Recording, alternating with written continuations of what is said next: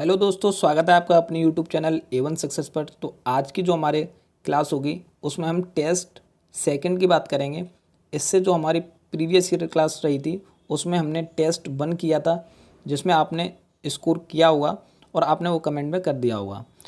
तो ये जो हमारी क्लास होगी वो आदिकाल और वीरगाथा काल के ऊपर जो बेस्ड MCQ यानी कि वस्तुनिष्ठ प्रश्न जो भी बनते हैं, कवि, लेखक और उनकी रचनाओं पर आधारित, उनके ऊपर ये क्लास रहेगी।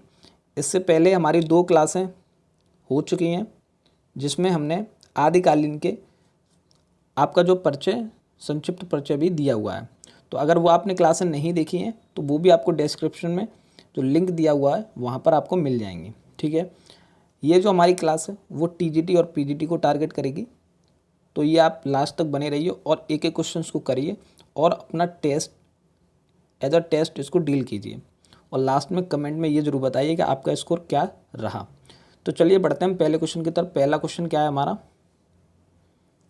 पहला क्वेश्चन है, कुबलय माला कथा के रचनाकार हैं। तो कुबलय माला कथा के रचनाकार कौन है? ऑप्शन ए है दामोदर शर्मा, ऑप्शन बी है हेमचंद्र, ऑप्शन सी है उद्योतन सूरी और ऑप्शन डी है मेरु तुंग। तो यहाँ जो इस प्रश्न का राइट आंसर होगा वो आपको क्या करना है, कमेंट में ज़रूर बताना है कि आपने कमेंट में क्या, मतलब इसका आंसर आपने कमेंट में क्या किया, वो आपको कमेंट कर देना है इसका आंसर। ठीक है, यहाँ इसका आंसर जो होगा वो ऑप्शन सी हो जाएगा, उद्योतन सूरी। आपने क्या आंसर लगाया वो आप कमेंट में करेंगे। अगले प्रश्न की ओर बढ़ते हैं, यानी कि ऑप्शन सी जो है राइट आंसर हो जाएगा। अगले प्रश्न की ओर बढ़ते हैं। अगला प्रश्न है, किसी समीक्षक ने विद्यापति की पदावलियों को जीव और परमात्मा के संबंध का रूपक माना है। किस समीक्षक ने? ऑप्शन ए है शिव प्रसाद सिंह, ऑप्शन बी है राम वृक्ष बेनीपुरी, ऑप्शन सी है हजारी प्रसाद द्विवेदी और ऑप्शन डी है आनंद कुमार स्वामी। तो यहाँ जो इस प्रश्न का राइट आंसर होगा वो हमारा ऑप्शन डी राइट आंसर हो जाएगा, यानी कि आनंद कुमार स्वामी ने विद्यापति की पदावलियों को जीव और आत्मा के संबंध के रूप में माना है। किसने? आनंद कुमार शर्मा ने। तो डी इस प्रश्न का क्या हो जाएगा, राइट आंसर हो जाएगा। आपने क्या आंसर लगाया वो भी आप कमेंट में बता देंगे कि आपने इस प्रश्न का क्या आंसर लगाया। अगले प्रश्न की ओर बढ़ते हैं। अगला प्रश्न है, रणमल्ल छंद नामक जो काव्य है किसने रचा? कौन सा? रणमल्ल छंद। ऑप्शन ए है भट्ट केदार ने, ऑप्शन बी है जगनिक ने, ऑप्शन सी है नरपते नाल ने और ऑप्शन डी है श्रीधर ने। तो आपने कमेंट करना है इसका आंसर।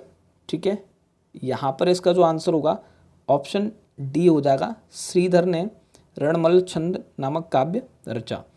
तो डी हमारा इस प्रश्न का क्या हो जाएगा, राइट आंसर हो जाएगा। अगले प्रश्न की ओर बढ़ते हैं। अगला प्रश्न है, जयदेव से प्रभावित विद्यापति की कौन सी रचना है? किससे जयदेव से प्रभावित? ऑप्शन ए है पदावली, ऑप्शन बी है कीर्ति पताका, ऑप्शन सी है कीर्तिलता और ऑप्शन डी है इनमें से कोई नहीं। तो यहाँ जो इस प्रश्न का राइट आंसर हो जाएगा वो हमारा ऑप्शन ए राइट आंसर हो जाएगा, यानी कि पदावली इस प्रश्न का सही उत्तर हो जाएगा। और आपने इसका क्या आंसर लगाया वो भी आप कमेंट में बता देंगे कि आपने इस प्रश्न का क्या आंसर लगाया। अगले प्रश्न की ओर बढ़ते हैं। अगला प्रश्न है, पुरुष परीक्षा किस कवि की रचना है? कौन सी? पुरुष परीक्षा। ऑप्शन ए है गोरखनाथ, ऑप्शन बी है विद्यापति, ऑप्शन सी है आचार्य देवसेन और ऑप्शन डी है दामोदर शर्मा। तो यहाँ जो इस प्रश्न का राइट आंसर होगा वो हमारा ऑप्शन बी राइट आंसर हो जाएगा, यानी कि विद्यापति जो है विद्यापति की पुरुष परीक्षा रचना है। ठीक है, तो बी इस प्रश्न का क्या हो जाएगा, राइट आंसर हो जाएगा। आपने क्या आंसर लगाया वो भी आप कमेंट में बताते चलेंगे कि आप क्या आंसर इन प्रश्नों के लगा रहे हैं। ठीक है, अगले प्रश्न की ओर बढ़ते हैं। अगला प्रश्न है, बीसलदेव रासो के रचनाकार हैं। तो ये जो आपकी बीसलदेव रासो रचना है इसके रचनाकार कौन है? Option A Jagnik, option B है नरपते नाल, ऑप्शन सी है सारंगधर और ऑप्शन डी है नल्ल सिंह। तो यहाँ पर इस क्वेश्चन का जो राइट आंसर हो जाएगा वो हमारा ऑप्शन बी हो जाएगा, नरपते नाल जो है बीसलदेव रासो के रचनाकार हैं। तो बी हमारा इस प्रश्न का राइट आंसर हो जाएगा। अगर आपने रासो ग्रंथ की वीडियो नहीं देखी है तो डिस्क्रिप्शन में लिंक दिया हुआ है, महत्वपूर्ण रासो ग्रंथ जो कि आपके परीक्षाओं में बहुत ज़्यादा इम्पोर्टेंट है, उनकी आपको वीडियो मिल जाएगी। तो वो डिस्क्रिप्शन में लिंक दी हुई है, वहाँ जाके आप रासो ग्रंथ की महत्वपूर्ण रचनाएं उनको जाकर देख सकते हैं। ठीक है, यहाँ इस प्रश्न का जो राइट आंसर ऑप्शन बी हो जाएगा। अगले प्रश्न की ओर बढ़ते हैं। अगला प्रश्न है, मैथिली का प्राचीनतम उपलब्ध ग्रंथ है। Option A Kirtilata, option B है चर्यापद, ऑप्शन सी है वर्ण रत्नाकर, ऑप्शन डी है ज्ञानेश्वरी। तो यहाँ इस प्रश्न का जो राइट आंसर होगा वो ऑप्शन सी हमारा हो जाएगा, वर्ण रत्नाकर जो है प्राचीनतम उपलब्ध ग्रंथ है किसका, मैथिली का। तो सी हमारा इस प्रश्न का क्या हो जाएगा, राइट आंसर हो जाएगा। अगले प्रश्न की ओर बढ़ते हैं। अगला प्रश्न है, उक्त व्यक्ति प्रकरण ग्रंथ का जो विषय है वो क्या है। ऑप्शन ए है पुराण, ऑप्शन बी है प्रेम काव्य, ऑप्शन सी है भक्ति काव्य और ऑप्शन डी है व्याकरण। पिछला जो टेस्ट हुआ था उसमें उक्त व्यक्ति प्रकरण के लेखक मतलब किसने ये रचना लिखी थी वो पूछा था, और इसमें पूछ रहे हैं कि इसका विषय क्या है। तो यहाँ इस प्रश्न का आंसर आप कमेंट में करेंगे कि आपने इसका क्या आंसर लगाया। यहाँ इस प्रश्न का जो राइट आंसर होगा वो हमारा ऑप्शन डी हो जाएगा, व्याकरण। ठीक है, तो डी इस प्रश्न का क्या हो जाएगा, सही उत्तर हो जाएगा। अगले प्रश्न की ओर बढ़ते हैं। अगला प्रश्न है, 8वीं शताब्दी के कवि नहीं है। तो हमें बताना है कि इनमें से कौन से 8वीं शताब्दी के कवि नहीं है। ऑप्शन ए है हेमचंद्र, ऑप्शन बी है सरहपा, ऑप्शन सी है सवरपा और ऑप्शन डी है स्वयंभू। तो यहाँ इस प्रश्न का जो राइट आंसर होगा वो हमारा ऑप्शन ए हो जाएगा, हेमचंद्र जो है 8वीं शताब्दी के कवि नहीं हैं। तो ए इस प्रश्न का राइट आंसर हो जाएगा। आपने क्या लगाया वो भी आप कमेंट में बताएंगे, आपने इस प्रश्न का क्या आंसर लगाया। अगले प्रश्न की ओर बढ़ते हैं। अगला प्रश्न है, महापंडित राहुल सांकृत्यायन ने इनमें से किस कवि को हिंदी का पहला कवि माना है। ऑप्शन ए है स्वयंभू, ऑप्शन बी है सरहपा, ऑप्शन सी है पुष्पदंत और ऑप्शन डी है गोरखनाथ। तो यहाँ इस प्रश्न का जो राइट आंसर होगा वो हमारा ऑप्शन बी राइट आंसर हो जाएगा, सरहपा को। ठीक है, तो बी इस प्रश्न का जो है सही उत्तर हो जाएगा। अगले प्रश्न की ओर बढ़ते हैं। अगला प्रश्न है, दोहा या दोहा मूलतः किस भाषा का छंद है। यानी कि दोहा जिसे दोहा भी बोलते हैं वो किस भाषा का छंद है, ये पूछ रहे हैं यहाँ पर क्वेश्चन में। ऑप्शन ए प्राकृत भाषा, ऑप्शन बी है अपभ्रंश भाषा, ऑप्शन सी है हिंदी भाषा और ऑप्शन डी है संस्कृत भाषा। तो किस भाषा का छंद है ये आप कमेंट में बताएंगे कि यह किस भाषा का छंद है, कमेंट में ज़रूर बताएंगे आप अपने आंसर्स। ठीक है, तो 11वें का यहाँ पर जो है क्वेश्चन नंबर 11 का हमारा ऑप्शन बी राइट हो जाएगा, अपभ्रंश भाषा का ये छंद है। ठीक है, तो 20 प्रश्न का जो है राइट आंसर हो जाएगा, और आप कमेंट में जरूर बताएं कि आपने इस प्रश्न का क्या आंसर लगाया। अगले प्रश्न की ओर बढ़ते हैं। अगला प्रश्न है, राजमती इनमें से किस काव्य कृति की नायिका है। कौन, राजमती। ऑप्शन ए है बीसलदेव रासो, ऑप्शन बी है आलखंड, ऑप्शन सी है रणमल्ल छंद और ऑप्शन डी है कीर्ति पताका। तो यहाँ इस प्रश्न का जो राइट आंसर हो जाएगा वो हमारा ऑप्शन ए राइट आंसर हो जाएगा, बीसलदेव रासो। तो ए इस प्रश्न का क्या हो जाएगा, सही उत्तर हो जाएगा। आपने क्या आंसर लगाया वो भी आप कमेंट में बताएं कि आपने इस प्रश्न का क्या आंसर लगाया।